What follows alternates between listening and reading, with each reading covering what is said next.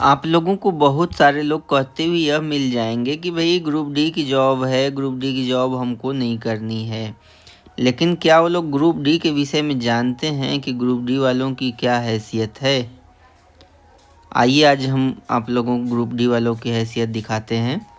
और यह मेन रूप से यह उन सारे कैंडिडेट्स के लिए है जो ग्रुप डी की एग्ज़ाम्स होने वाले हैं नवंबर में, दिसंबर में और जनवरी में भी होगा कुछ। और जो इसके लिए मोटिवेटेड नहीं हैं, बहुत डिमोटिवेटेड हैं और अच्छे से तैयारी नहीं कर रहे हैं। क्योंकि भाई लोग बेरोज़गारी से ना बचना सबसे बड़ा उद्देश्य जिनका है, वो ग्रुप डी वालों का औकात देख लें। मैं दिखाता हूँ कि रेलवे क्या क्या देती है ग्रुप डी वालों को और कितना देती है, कितने टाइप के अलावेंस वगैरह हैं, सारी चीज़ें आपको इसमें दिखने को मिलेगा।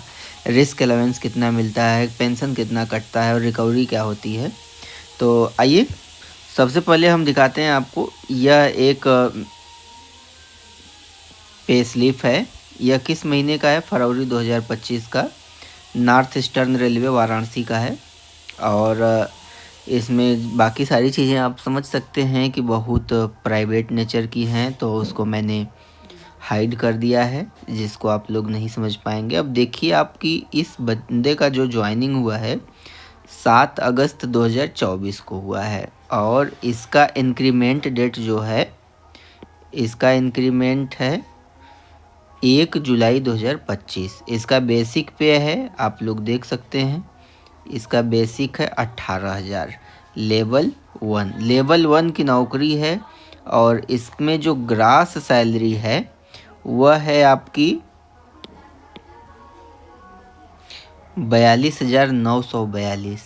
कितने सारे कैंडिडेट जो इंजीनियरिंग में ग्रेजुएट हैं, पोस्ट ग्रेजुएट हैं, कितने तो पीएचडी कर रखे हैं, लेकिन 42,000 रुपये नहीं कमा पा रहे हैं एक महीने का। तो यह आँख खोलने वाली बात है भाई लोग। बहुत ही जेन्युइन तरीके से और ईमानदारी से आप लोग तैयारी कीजिए। यह आप लोगों को मैं मोटिवेशन के पॉइंट ऑफ व्यू से बता रहा हूँ। अभी हम डिस्कस और भी करते हैं इसमें कि क्या क्या चीज़ें मिलती हैं एक रेलवे एम्प्लॉई को। और अगर हम बात करें, यह जो बंदा है ग्रुप डी में यह ट्रैक मेंटेनर है। ट्रैक मेंटेनर, जिसे ट्रैक मैन भी कहते हैं कई बार। तो आप लोग समझ सकते हैं कि कई लोग तो ट्रैक मेंटेनर कहते हैं भैया मिल गया हम छोड़ देंगे, लेकिन क्या रोल है इस बंदे का। सबसे पहला तो बेसिक पे 18,000 मैंने पहले ही बता दिया। डीए 9,500, बेसिक पे का 54%। फिर एचआरए 1,800 रुपये। एचआरए जो होता है सिटी वाइज होता है, XYZ सेंट्रल गवर्नमेंट में एक्स कैटेगरी का कम होता है, वाई का थोड़ा ज़्यादा होता है, जेड का उससे ज़्यादा होता है। फिर ट्रांसपोर्ट अलावेंस, जिसे टीपीए भी कहते हैं, यह 1,377 रुपये है। यह पर मंथ है। यह हमेशा फिक्स रहेगा, यह बढ़ेगा घटेगा नहीं, यह फिक्स रहेगा। फिर अगले साल इंक्रीमेंट वगैरह जैसे बढ़ेगा उस तरीके से बढ़ेगा। फिर सेल अलावेंस 150 रुपये है। मतलब कि जो भी कैंडिडेट्स टॉर्च यूज करते हैं रेलवेज में, अब सोचिए रेलवे किस किस चीज़ का पैसा देती है, टॉर्च का भी पैसा दे रही है। उसमें जो सेल लगता है उसका, तो 150 रुपये सेल अलावेंस है। अच्छे से आप लोग देखते रहिएगा। स्पेशल पे, अब इस बंदे का क्या है भाई लोग कि ये बंदा, लोग कहते हैं ना कि यार हमने तो पॉलिटेक्निक किया है, हमने बीएससी किया है, हमने एमएससी किया है, हम क्यों ट्रैक मेंटेनर की जॉब करें। तो ये बंदा भाई डिप्लोमा किया था, पहले से पढ़ा लिखा था, तो इसको क्या है गेट कीपर की भी जॉब मिली। तो इसके लिए उसको अलग से अलावेंस मिलता है, अलग से अलावेंस मिलता है इसके लिए उसको। और यह अलावेंस कितना है आप लोग देखिए। यह अलावेंस है गेट कीपर का 1,250 रुपये, 1,250 रुपये। फिर उसके बाद अगर हम आगे बात करें नाइट ड्यूटी अलावेंस कि अगर नाइट में कोई बंदा ड्यूटी कर रहा है तो उसका क्या अलग से मिलता है। हाँ भाई अलग से मिलता है। कितना मिलता है आप लोग देख सकते हैं, खुद देखिए कि नाइट ड्यूटी अलावेंस 1,790 रुपये, 1,790 रुपये। यह भी क्या है अलग अलग रैंक वाइज होता है कि किस रैंक में कितना मिलता है। तो अब क्या है, जैसे रैंक का मतलब यह है कि अगर कोई जेई है, एसएसई है, टेक्नीशियन है, ट्रैक मेंटेनर है, तो सबके लिए अलग अलग होता है, तो यह नाइट के हिसाब से होता है।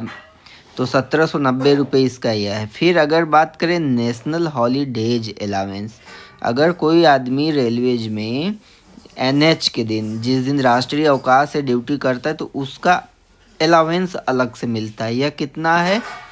480 रुपये। आप लोग देख सकते हैं यह कितना है, 480 रुपये।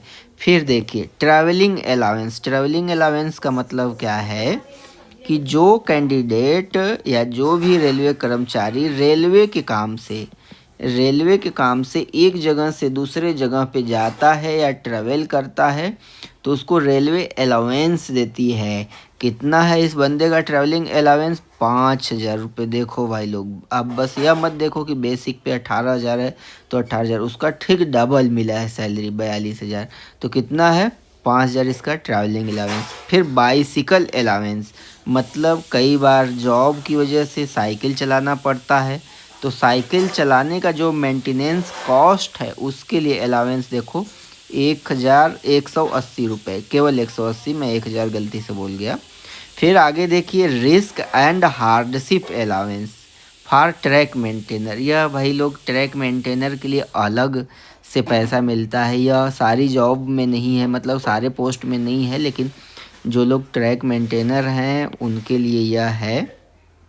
यह क्या है कि रिस्क एंड हार्डशिप अलाउंस, यह भाई लोग क्या है, टोटल 3,775 रुपये है। 3,775 रुपये।